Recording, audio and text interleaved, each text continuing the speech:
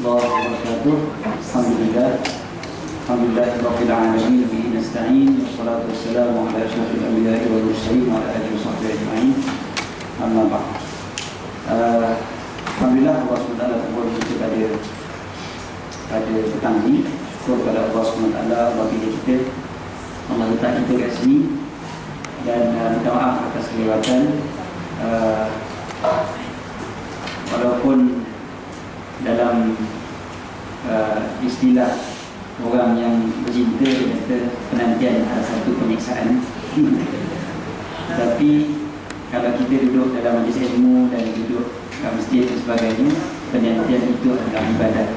Itu yang kita kena letakkan dalam kepala kita, dan penantian adalah ibadah. Jadi kerana konsepnya dia satu kaedah, intizarul ibadah ibadah. Menanti ibadah itu adalah ibadah. Kita tunggu masuk waktu asar contohnya, nak sembahyang asar, tunggu tu sendiri adalah ibadah. Antara ibadat yang paling senang adalah itu tadi, duduk diam tunggu, tak payah buat apa. Itu sendiri adalah satu pahala. Okey. Dan syukur pada Allah sebab Allah yang pilih kita. Walaupun kita ni banyak salah, banyak dosa, banyak silap, tapi tetap Allah Ta'ala pilih kita untuk duduk dalam majlis-majlis yang baik. Saya selalu sebut benda ni, nak remind diri kita sendiri, termasuklah saya sendiri. Bila kita dapat hadir ke majlis-majlis ilmu, kita fikirkan, aku ni walaupun banyak salah, banyak silap, tapi Allah masih lagi sudi untuk pilih aku. Kalau dah satu hari Allah tak pilih aku, nanya aku, alhamdulillah. Jadi syukur pada Allah kalau pilih. Macam kami petang ni, saya sendiri pun bila bekerja datang ke sini, duduk dalam traffic jam, tengok traffic jam macam pelik je, lain macam kan. Terlintas juga dalam hati ni, aku sempat tak datang kat ni. Sebab bila saya tak dapat datang, maknanya saya pun rugi sebab tak dapat duduk dalam majlis ilmu, kan? Tapi bila Allah Ta'ala nak pilih kita untuk duduk majlis ilmu, kita dapat duduk. Kalau Allah Ta'ala kata no, kau tak dapat datang hari ini, tak dapat juga kita, kan?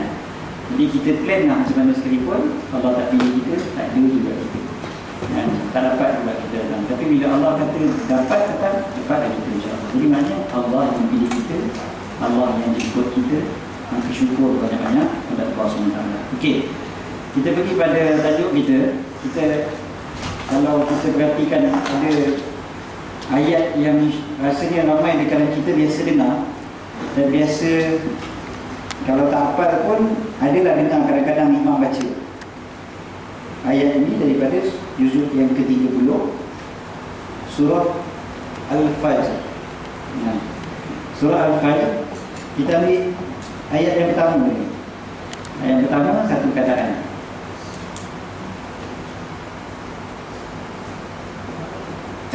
Wal fajr. Lepas tu walayalin ash.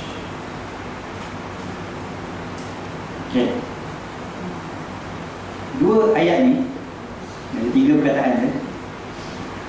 Kita tengok apa makna kedua-dua ni. Kita kata wal fajri walayalin ashrin. Okay. Kita kalau tengok perkataan waw dekat depan, mula-mula je terus waw. Waw ni kalau kita belajar bahasa Arab, biasa kita maknakan dan, kan? Dan. Tapi boleh ke mula-mula sekali ayat dan dulu? Tak boleh lah, kan? Sebab dan ni dia berhubung, mesti ada perkataan sebelum dia mesti ada ayat sebelum dia, barulah boleh jadi dan. Tapi kalau ayat pertama dan perkataan pertama dalam ayat pertama tiba-tiba dan terus, memang kita tak jadilah. Maknanya dia bukan dan. Wa dekat sini bukan membawa makna dan, tetapi bawa maksud qasam, sumpah. Salah satu tanda kita nak tahu benda tu adalah sumpah adalah perkataan itu baris ni bawah sebenarnya. Wal fajri, macam wal as, kan? Wal asri, kan? wal asri innal insana lafi khusr. Kan wal asri itu Allah Ta'ala bersumpah dengan waktu, dengan ataupun tempoh masa, wal asr. Okey, wadduha macam mana pula? Wadduha bersumpah juga kan? Dengar, demi waktu duha, demi ya, sumpah tu. Wadduha. Lepas tu kata apa seterusnya? Wal-lail.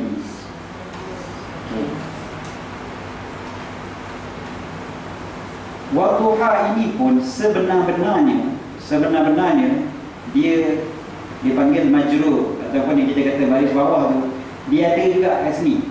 Tapi sebab perkataan dia berhujungnya adalah alif ni, alif maksurah macam ya tu, maka dia tak boleh jadi baris bawah, maka terpaksa disebut baris atas juga. Tapi dari segi kedudukan dia tu, kedudukan dia sama je macam yang ini juga. Sama juga sebablah lepas daripada tu wal-laili iza saja. Wal-laili, kita tak baca wal-lailu, tak baca wal-laila, dia baca wal-lailu, wal-laili. Sebab apa di baris bawah? Sebab ini juga adalah sumpah daripada Allah Subhanahu Wa Taala dengan waktu malam. Okey. So sekarang ni yang ini pun ada dua sumpahan kat sini, ataupun bukan sumpahan, saya macam mana bunyinya. Hanya benda yang Allah Taala sumpah. Ya, Allah bersumpah dengannya. Wal fajri wa layalin ash. Lepas tu baru ayat yang berikutnya pun sumpah juga. Wasyafi'i wal waqti wal layl, semua. Okey, jadi sekarang wal fajri wa layalin ash. Allah bersumpah dengan waktu subuh, fajar. Itu subuh kan? Nak tunjukkan hebatnya waktu subuh sampai Allah Ta'ala bersumpah dengannya. Macam tu juga dengan wadduha. Allah Ta'ala bersumpah dengan waktu duha. Wal laili idza saja wan nahari idza tajalla. Contohnya, wal laili idza yaghsha wan nahari idza tajalla wa ma khalaqadz dzakara wal unsa, dalam ayat surah Al-Lail. Wal laili. Wal laili ni pun Allah bersumpah dengan waktu malam. Tapi berbeza dengan yang ini apa dia? Yang ini Allah bersumpah walayalin ash. Allah bersumpah dengan malam yang 10. Spesifik. Yang tadi tu masih lagi umum, waktu subuh, waktu duha, waktu malam, apabila dia mula gelap, kan? Maknanya masih lagi umum lah, sepanjang tahun ada benda tu. Tetapi walayalin ash, malam yang 10. Maknanya ada 10 malam yang Allah khususkan untuk Allah bersumpah. Allah bersumpah dengan 10 malam. Maknanya mesti ada benda yang sangat special sampai Allah sumpah dengan malam yang 10, selain daripada malam-malam yang lain, malam-malam yang biasa. Mesti ada benda yang hebat pada malam yang 10. Jadi yang kita cerita pada hari ini adalah yang inilah ni, walayalin ash. Ulama beza pandangan kepada 3. Apa dia malam yang 10 ni? Ada 3 pandangan ulama. Pandangan pertama kata malam yang 10 ni adalah malam malam 10 akhir bulan Ramadan. Malam 10 malam terakhir bulan Ramadan. Itu pandangan, ada satu pandangan. Satu lagi pandangan kata 10 malam pertama dalam bulan Muharram. Awal Muharram tu, Hijrah, sampailah malam 10. Itu pandangan yang kedua.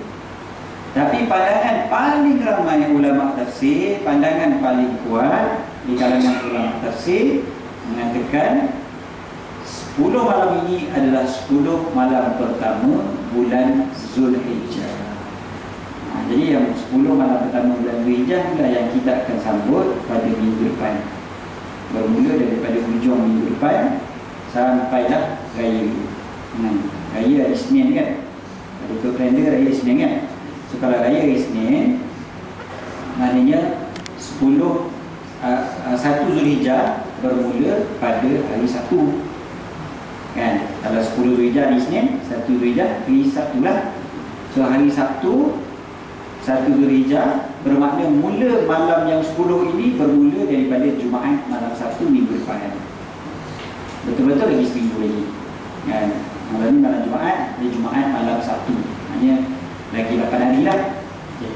So next week Jumaat malam 1 bermulalah malam-malam yang Allah Ta'ala sendiri bersumpah dengannya.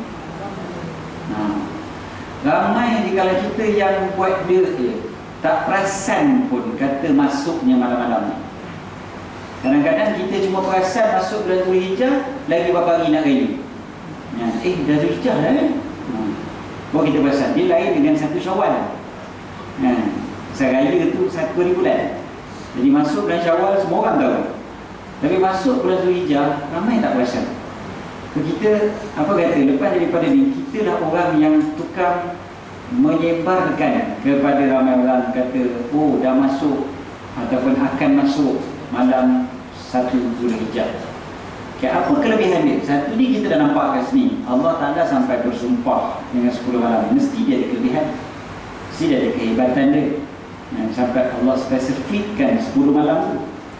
Maka disebutkan dalam hadis Nabi SAW, dalam hadis yang sahih, tidak ada amalan yang dilakukan oleh seorang kalian kita ni yang lebih Allah Ta'ala suka berbanding dengan amalan yang dilakukan pada 10 hari pertama bulan Zulhijjah. Maknanya itu amalan yang paling Allah Ta'ala suka. Allah Ta'ala paling suka sekali amalan dilakukan pada 10 hari pertama bulan Zulhijjah. Apa juga amalan baik yang kita buat 10 hari pertama bulan Zulhijjah ini Allah paling suka. Maknanya pahalanya paling banyak sekali Allah bagi kalau kita buat pada 10 hari pertama bulan Zulhijjah. Dia bukan tertentu hanya untuk orang yang pergi haji. Kita yang duduk dekat Malaysia ni pun dapat kelebihan 10 hari pertama bulan Zulhijjah. Dan bahkan ulama sebut kalau nak kira set 10 hari, set 10 hari yang paling afdal dalam setahun, inilah set 10 hari yang paling afdal dalam setahun adalah 10 hari pertama bulan Zulhijjah. Mungkin ada yang tanya, habis tu Ustaz, kalau 10 akhir Ramadan macam mana pula? 10 akhir Ramadan kita akan mundur juga. 10 akhir Ramadan dia bukan set 10 hari itu yang hebat, tetapi Lailatul Qadar. Kita cari Lailatul Qadar pada salah satu daripada 10 yang akhir tu. Tetapi kalau nak dikirakan 10 hari, maka set 10 hari yang paling afdal adalah 10 hari pertama bulan Zulhijjah. Inilah dia. Jadi maknanya sampai mengatasi 10 akhir Ramadan. Tapi kita yang tak kisah yang sangat kadang tak ada pun kita nak buat majlis. Contohnya kita buat iktikaf ke ramai-ramai, kita buat macam-macam banyak je benda kita boleh buat sepatutnya, tapi kita tinggalkan 10 awal Zulhijjah ini. Alright. Apa amalan yang kita boleh buat? Sebab saya pun dah lambat, so kita terus straight benda-benda yang kita boleh. Okay, 1, puasa. Puasa sunat pada 1 hingga 9 Zulhijjah, itu yang terbaik. Okay, kita letak puasa 1 sampai 9. 1 sampai 9 ni yang paling baik. Tapi 1 sampai 9 ni 9 hari lah. Hari Sabtu, hari Ahad, Isnin, Selasa, Rabu, Khamis, Jumaat, Sabtu, Ahad kan. Isnin tu dah raya. Ini semua 9 hari kita puasa. Kalau kita dapat puasa semua 9 hari ni, ini yang paling baik lah. Kalau kita tak dapat puasa hari-hari ni, kita cuma puasa ke hari Isnin, hari Khamis. Lepas tu kita puasa juga Sabtu dan Ahad yang hujung. Bagus. Sebab apa? Sebab hari Sabtu ni 8 Zulhijjah, Ahad 9 Zulhijjah. Kenapa penting puasa 2 hari ni? Sebab hari Ahad ni puasa Arafah, hari Sabtu tu adalah puasa dipanggil hari Tarwiyah. Yang ni Tarwiyah, yang ni Arafah. Sabtu dan Ahad, Isnin tu raya. Jadi satu hari lagi ni Isnin kan, Isnin haram nak puasa kan. Okay. So hari Sabtu dengan hari Ahad ni Maknanya kalau pun kita tak dapat puasa Sabtu sampai Ahad, kita dapat puasa selang-selang pun okey. Ataupun kita puasa hari Isnin, kita niatkan sekali dengan puasa awal Zulhijjah. Ataupun kalau kita nak puasa qada, pun boleh juga niatkan sekali dengan puasa 10 hari pertama bulan Zulhijjah. Okey. Kalau kita nak puasa Isnin dengan Khamis pun boleh, tapi jangan tinggal yang ini. Yang ini dia jangan tinggal. 8 dan 9. Ataupun paling tidaklah katalah memang kita tak larat dan sebagainya, ini 9. Yang ini paling besar sekali. 9 Zulhijjah. Sebab puasa 9 Zulhijjah ini dipanggil puasa Arafah. Puasa ini adalah puasa sunat paling afdal dalam setahun. Dalam setahun, hari yang paling afdal untuk berpuasa sunat adalah pada 9 Zulhijjah. Mengatasi puasa apa yang kita biasa buat, puasa 6, puasa Ashura, puasa nisfu Syaban atau apa kan, apalah. Yang paling afdal adalah puasa Arafah. Kalah puasa Senin Khamis, kalah puasa semua. Puasa yang paling afdal adalah puasa hari Arafah. Kelebihan dia, Nabi SAW beritahu menghapuskan dosa setahun yang terdahulu dan setahun yang akan datang. So, rugilah kalau kita ambil. Puasa pada 9 Zulhijjah, sehari sebelum raya. Kalau biasa orang tanya soalan ni, semalam pun saya orang tanya soalan, Ustaz, kalau Mekah raya lain macam mana? Ini kan saya tahu ni tanya soalan. Tapi tahun lepas selamat, tahun lepas sambung kan. 2 tahun lepas saya sambung. Tahun lepas tu lain kat sini. Jadi kalau sama senang. Kalau tak sama. So macam mana? Hatta kalau tak sama sekali, kalau sama sekalipun mungkin akan timbul juga persoalan. Kata Ustaz, kan kita lebih awal daripada Mekah. Jadi kalau kita puasa dulu, itu belum Arafah lagi. Contohnya. Katalah Arafah puasa, katalah dia orang pergi Arafah hari Ahad. Wukuf ke Arafah hari Ahad pagi. Kita puasa pukul 6 pagi. Sana apa pukul 12 lah, pukul 1 pagi. Dia orang tak wukuf lagi tu. Contohnya. Katakanlah begitu. Ataupun okeylah Malaysia okey lagi lah, Jepun. Beza 8 jam. Beza 7 jam lah. Kita dengan Jepun beza sejam. Jadi 7 jam ataupun jadi 6 jam. So dah beza banyak kan dengan Mekah. Ataupun orang yang duduk US pula duduk belah barat. Berapa belas jam dalam beza. Contohnya kan dengan Mekah. Adakah dia orang kena kira jam tu betul-betul? Puasa Arafah. Dan juga kalau macam tu, kalau nak kira waktu Arafah betul-betul, waktu buka dan waktu puasa tu kena sama sana. Elok je dia makan pukul 7 pagi, 8 pagi sarapan kan. Tapi Haji tak puasa lagi, puasa kejap lagi.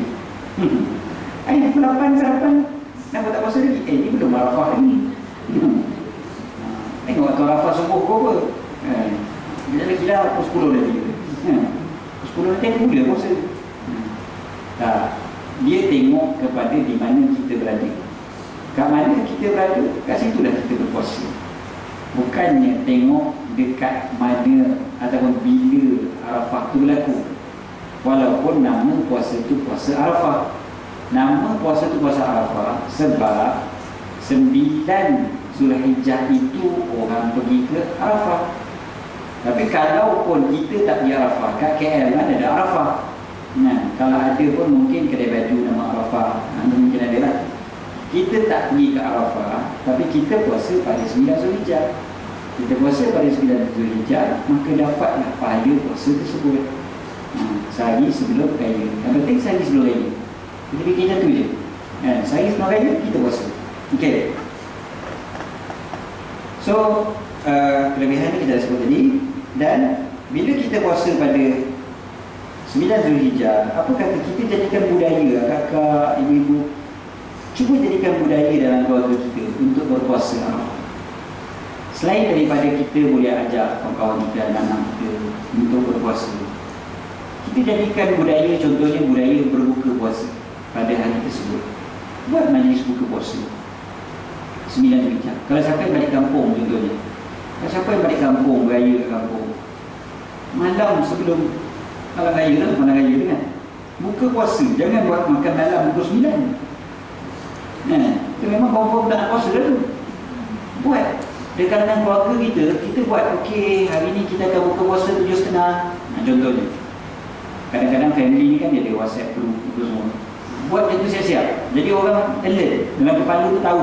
Oh okey, 9 ni ada puasa. Kalau pun dia tak puasa sekalipun, makan pukul 7.30. Dia tahu dia tengah missing something, dia dah terlepas berpuasa. Biar dia rasa macam tu. Siapa yang mungkin uzur, mungkin tak larat, mungkin travel kan, jadi dia tak puasa, tapi makan pukul 7.30. Dia tahu okay, memang sepatutnya hari ni puasa, tapi aku tak puasa. Dia rasa macam tu. Dekat negara Arab biasa dia macam tu. Dekat negara Arab kan, kita makan kalau 9 Zulhijjah, semua pandang pelik. Kedai makan buka lah, tapi dia buka tu untuk orang yang tak puasa lah. Tapi bila orang tak puasa, orang tahu dah, oh tak puasa dia punya ni. Puasa tu jadi benda biasa. 9 Zulhijjah, orang tak buat dah kenduri senang cerita ni.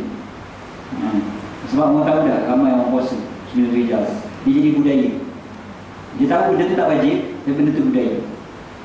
Sampai memang orang akan pelik kalau syekh contohnya makan tengah hari 9 Zulhijjah. Mesti orang kata, hal pula sini sakit. Makan tengah hari ni mesti uzur. Betul kan? Kita tidak, tempat kita. Sebab kita perimam boleh ajak sarapan bagi 9 Zulhijjah. Lepas bila subuh, Ustaz jom buat kecanain. Memang dia tak ada budaya tu. Sampai dia relax, dia sendiri boleh ajak orang makan. Kata macam ni dia, tak puasa tak apa lagi, tapi tak payahlah ajak orang makan pula. Masa ada macam tu. So, ibu-ibu kakak yang ada pun cuba, kalau kita jadi mak, kita ada anak-anak, jadikan suasana supaya rumah kita tu, keluarga kita tu semua berpuasa pada hari Sabtu 9 Zulhijjah tu.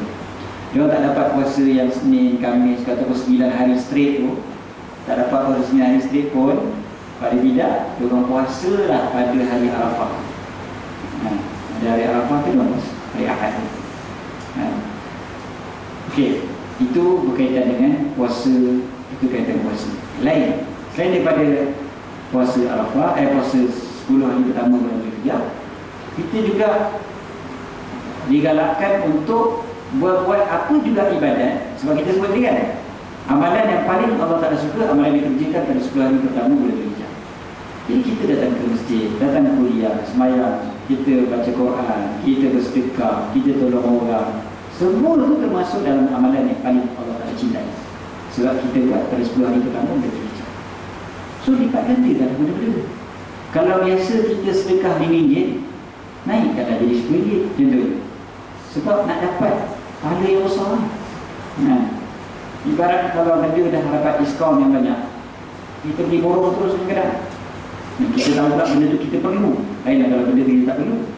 Benda kita perlu, bagi diskaun pula, kita beli banyak terus. Sebab kita tahu nanti next week dia akan naik balik harga dia. Minggu ni dia murah, kita beli banyak. Sebab kita kata okey, nanti next week memang aku nak pakai benda ni, bukan tak pakai, bukan bazir, benda yang memang perlu pakai. Contohnya, tak apa kita beli banyak. Sekarang ni bukan setakat diskaun biasa-biasa. Ini memang Allah Ta'ala yang bagi. Dan Allah Ta'ala sebut tak ada amalan yang lebih dia suka. Okay. Kemudiannya, pada 10 hari pertama bulan Zulhijjah ini juga, dia ada satu lagi yang special, iaitu adanya malam Raya Haji. Malam Raya Haji, Ahad malam Isnin lah, mereka kalender kan. Ahad malam Isnin tu, apa kelebihan malam Raya Haji? Itu adalah malam yang mustajab doa. Doa mustajab. Doa makbul malam tu. So, banyakkan berdoa pada malam Raya Haji. Jangan duduk tengok TV malam Raya. tukar channel malam raya. Baik doa, tukarkan doa, tak apa, tukarkan channel. Kita banyak doa malam. Ajak sekali keluarga kita doa, pesan kepada dia orang semua supaya berdoa. Satu cara nak ingatkan orang untuk berdoa, satu caranya adalah kita cakap dengan dia, malam ni malam doa makbul, tolong doakan saya. Jadi tak adalah macam kita terlepih dekat dia. Kalau kita cakap dengan dia, kau tahu tak malam ni mustajab doa, kau kena banyak doa, kau sudahlah banyak ni, kau banyak masalah ni, banyak doa. Itu kan jadi letih. Jadi kita gunakan cara psikologi yang satu lagi, untung pula pada kita. Kalau kita kata dengan dia, tolong doakan saya. Jadi kita kata tolong doakan saya malam ni makbul doa, dia pun fikir, malam ni makbul doa malam ni, baik aku doa banyak. Dia tak rasa kena letih, tapi dalam masa yang dia akan dapat apa yang kita nasihatkan. Dan kita pula dapat doa daripada dia. Bila dia doakan kita, kita beruntung. Sebab dia dah tolong doakan kita. Jadi selalu buat itu. Jadi pada malam raya. Okey, malam raya sunatkan takbir. Okay, takbir raya bermula daripada bila? Takbir raya malam raya. Ada jawapan lain? Ada? Ada jawapan lain? Salah. Dalam mazhab Syafi'i kerasa subuh hari Ahad. Ni 9 Zulhijjah. Dia bukan Ahad lah, 9 Zulhijjah. 9 Zulhijjah jatuh Ahad lah kan. Subuh hari Ahad, subuh hari Arafah. Kita biasa takbir malam raya kan. Ahad malam Isnin tu lah, malam raya Isnin. Sebenarnya takbir bermula daripada pagi Ahad. Tapi pagi Ahad tu takbir itu berbentuk takbir yang dipanggil muqayyad. Takbir ni ada dua jenis. Satu dipanggil muqayyad, satu lagi dipanggil mursal. Yang muqayyad ni, apa maksud muqayyad? Muqayyad ni dia selepas solat. Dia hanya selepas solat. So yang lepas solat ini bermula daripada yang muqayyad ni lah, yang bermula daripada hari Ahad pagi. Lepas subuh, lepas zuhur, lepas asar, kan? Sampailah lepas asar hari tasyrik yang ketiga. Kalau tahun ni maknanya hari Khamis, kan? Sampailah lepas asar hari Khamis. Bermula lepas subuh hari Ahad sampai lepas asar hari Khamis. Setiap kali lepas sembahyang sahaja. Okey. Yang takbir yang mula waktu malam tu apa dia? Itu dipanggil takbir mursal. Takbir yang tak kira waktu. Semayang ke tak semayang ke, disunatkan takbir. Itu mula bila? Mula daripada maghrib sampai waktu semayang raya. Sampai pagi. Daripada maghrib sampai waktu semayang raya, takbir lah banyak-banyak. Buat apa pun takbir, kan? Kalau tak boleh semayang pun waktu tu takbir juga. Sebab memang disunatkan takbir, tak kira waktu. Waktu itulah malam raya, daripada maghrib sampai ke waktu semayang raya. Right? Lepas semayang raya je takbirnya muqayyad tadi. Iaitu lepas semayang. Sampailah hari yang keempat. Ataupun hari ketiga tersebut. Yang keempat tu sekali dengan hari raya lah, jadi keempat. Okey. Ini dia punya perbezaan dia dengan takbir raya Aidilfitri. Aidilfitri dia tak ada yang muqayyad. Aidilfitri dia bermula daripada maghrib sampailah sebelum sembahyang raya. Itu je. Tapi dalam takbir raya haji dia ada muqayyad. Bermula lepas subuh hari Arafah sampai lepas asar hari tasyrik. Yang ini saya tahu kenapa ramai yang jawab salah tadi. Sebab dekat tempat kita tak banyak dibuat. Walaupun itulah pandangan dalam mazhab Syafi'i. Itulah yang digunakan dalam mazhab Syafi'i sebenarnya. Setengah masjid dia buat, setengah masjid tak erti. Sebab banyak imam pun tak ingat ni. Kalau dia takbir pada pagi tu, nescaya akan ada lah orang kat belakang dia cuit, imam belum raya. Besok. Nanti ada lah yang akan tegur dia. Walaupun apa yang dia buat tu sebenarnya betul. Jadi kalau imam tu bagusnya dia kena ingatkan dululah pada jemaah dia. Dia kata, tuan-tuan, kali kita akan takbir, memang sunatnya takbir mula waktu ni. Gitu. Bukan mazhab Syafi'i saja sebenarnya. Kalau kita tengokkan mazhab-mazhab yang lain pun begitu juga sebenarnya. Takbir itu bermula pagi Arafah. Okey. Just lebih kurang lah kaitan dengan 10 hari pertama bulan Zulhijjah. Saya tak fokus kepada ibadat korban akikah itu sebab itu dah tajuk lain lah. Kita fokus pada tajuk kita. Ini tajuk ni. Tajuk yang berkaitan dengan kita, insyaAllah kita tak ada siap-siap. 1 Zulhijjah itu dah jatuh pada minggu depan, hari Jumaat malam 1. Kali itu kalender, sekali itu kan kita kena tengok 6 bulan. Tapi biasanya kat Malaysia ni memang sama dengan kalender kan. Jadi kalender tu macam itulah. Betul kan saya sebut raya Isnin kan kalender kan? Isnin. Raya Isnin betul kan? Betul. Maknanya 1 Zulhijjah hari Sabtu. Betul. Sebab tadi ada orang tanya saya lagi sekali, Ustaz betul tu. Dia ada satu lagi, kita terlupa, hukum berkaitan dengan 10 hari pertama. Yang satu lagi, lupa kan. Last sekali berkaitan dengan ni, yang potong kuku, ni mungkin dah banyak kita dengar kan. Yang orang lelaki cukup misal, berjambut, potong kuku. Hukumnya sunnah untuk kita tak potong pada 10 hari pertama ni, sampailah binatang korban itu disembelih.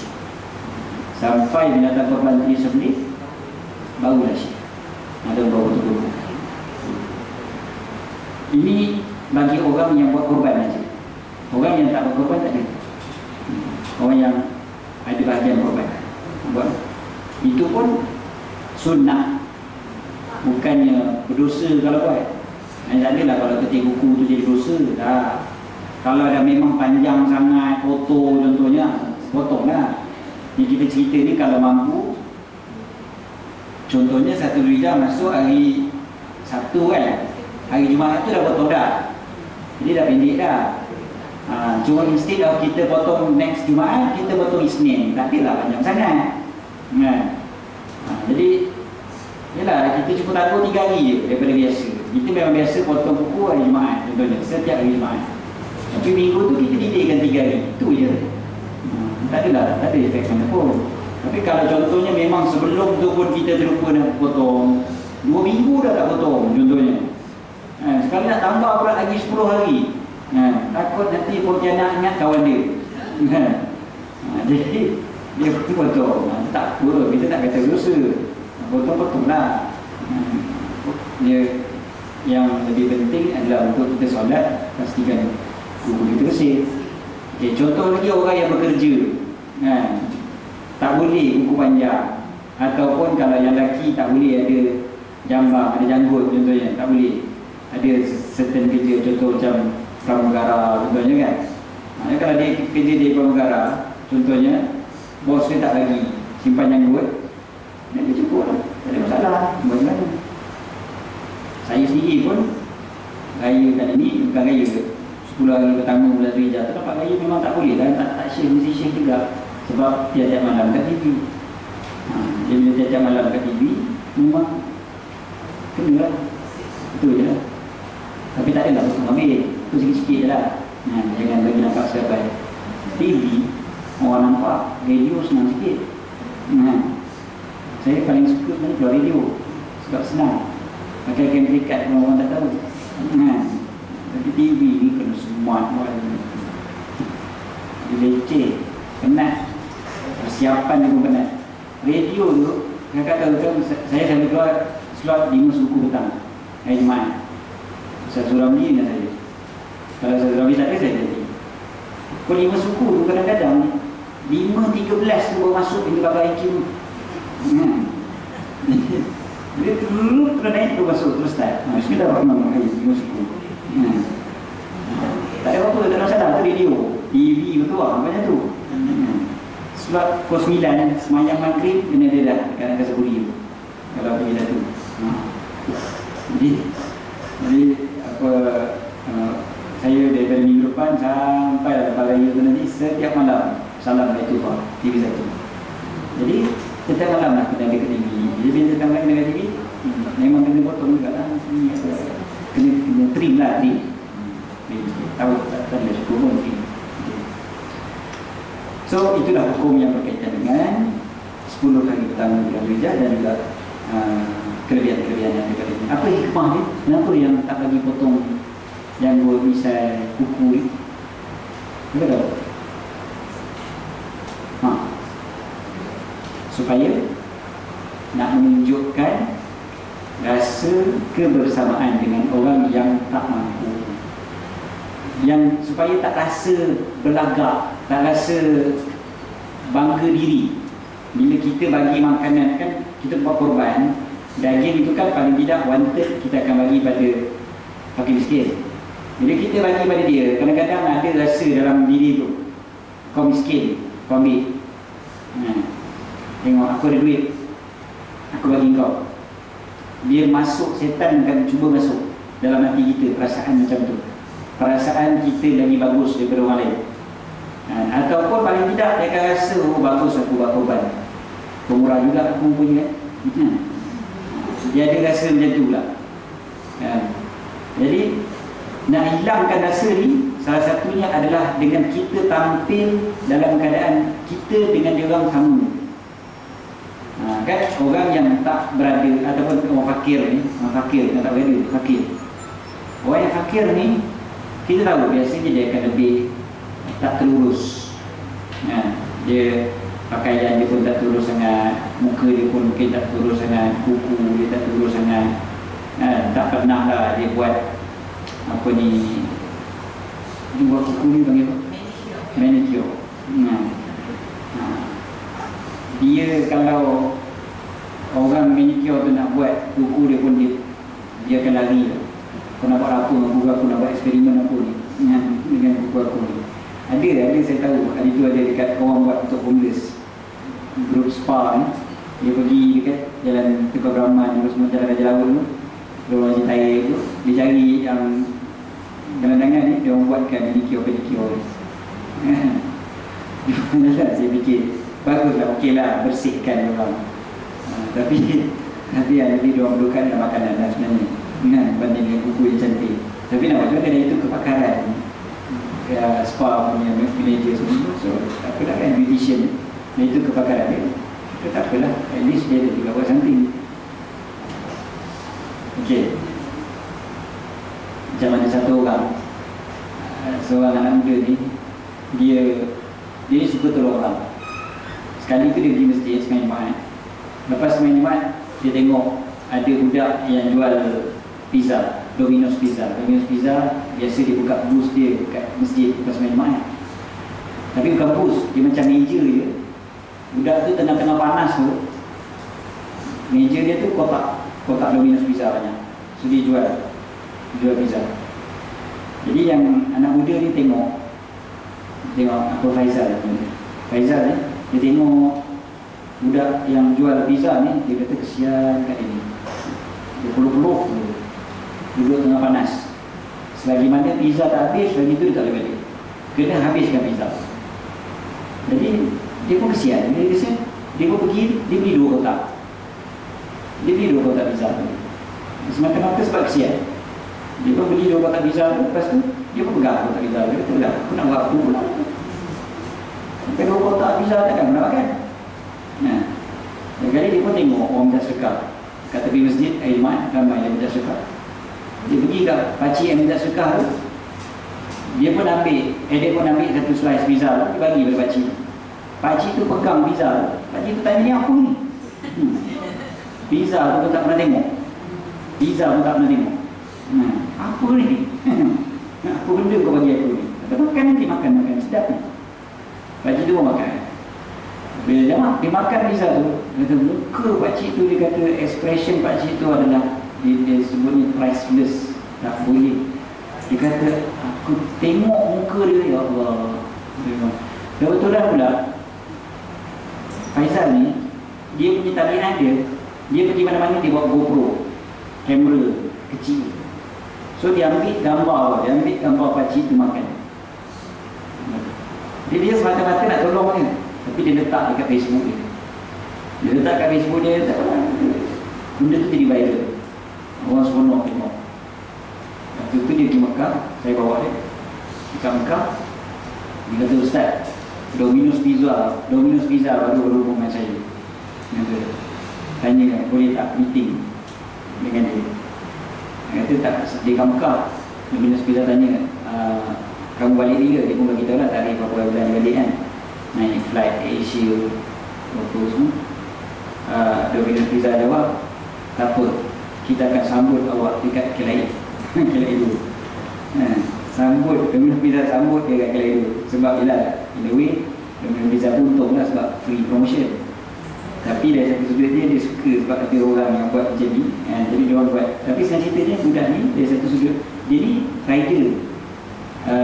Kerja dia memang rider, hantar barang. Apa dia panggil? Dispatch lah kiranya kan. Tapi dia dispatch yang freelance. Kerja dia tu dia sebenarnya Faizal ni.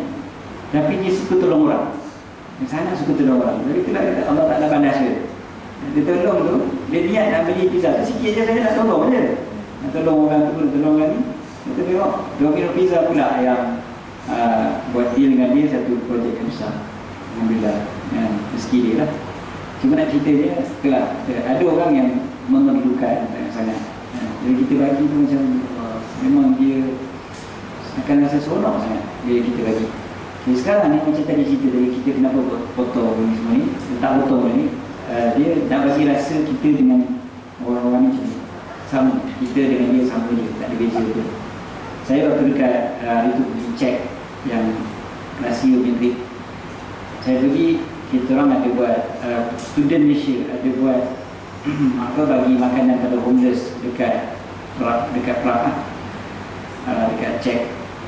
Jadi bila bagi-bagi tu dia akan tengok orang ni macam mana, ni homeless kot bagi. Kadang-kadang kita nak bagi pada orang, kita ingat dia homeless tapi rupanya bukan. Sebab dia berjambar, betul kan? Dia pakai jaket pun nampak besar daripada saiz dia. Bila kita tengok macam tu, kita pun ingat dia homeless tapi rupanya bukan. Dia ada kerja yang hidup dan sebagainya. Maksudnya kita pun anggap dia homeless dengan sebab diserabai tadi. Diserabai tu kita ingat dia homeless, padahal bukan. Kita pun minta maaf lah, minta maaf. Dia pun senyum je, dia pun okey je. Dia tahu lah kita nak buat baik, bukannya menghina dia. Jadi dan kita bagi-bagi makanan pada homeless ni. Jadi bila buat macam tu, betul-betul yang sebenarnya adalah ayat yang saya ingat ni tadi. Betullah dalam Islam waktu 10 awal Zulhijjah ni kita diajar untuk tak potong buku, tak apa semua. Supaya kita tak rasa kita ni lebih hebat daripada orang lain. Itu tu dia. Allah Allah. Okey, nak suatu asal ada soalan kalau sempat dia jawab sikit berkaitan dengan itulah 10 hari pertama bulan Zulhijjah sampai dah hari ini. Ya.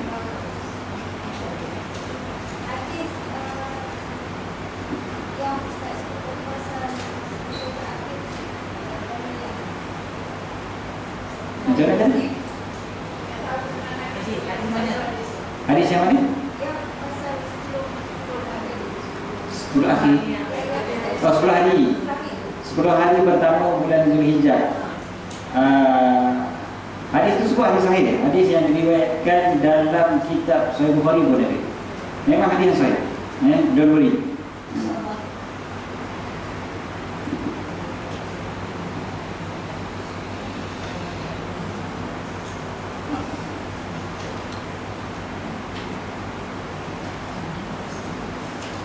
Okay, agree?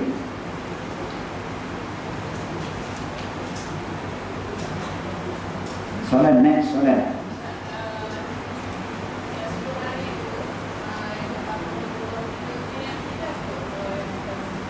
Macam mana 1, 2, 3? Oh, niat puasa Zulhijjah, puasa 10 hari Zulhijjah. Tak payah spesifikkan hari ketiga, hari keempat. Sekali ya, kita niat tiap kali kita nak puasa tu kita niat niat nak puasa sunat Zulhijjah. Itulah dia.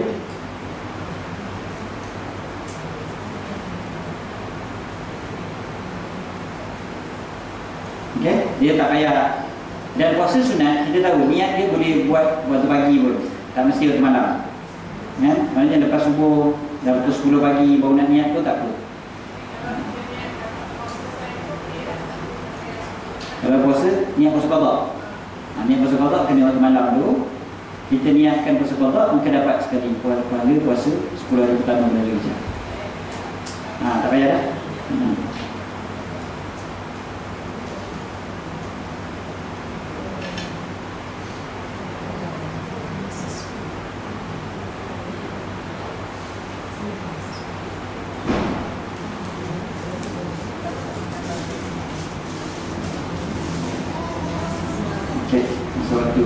Masuk waktu masalah boleh? Ada soalan ya? Okay. Jadi mudah-mudahan Allah Ta'ala kurniakan kita peluang untuk kita dapat ni. Okay, yang bertanya tadi berkaitan dengan hadis tu, saya dah jawab. Hadis betul riwayat Imam Bukhari daripada Ibnu Abbas radhiyallahu anhu. Ma min ayyamin al-'amalu salih fihinna ahabbu ila Allah minhu fi hadhihi al-ayyam al-'ashr.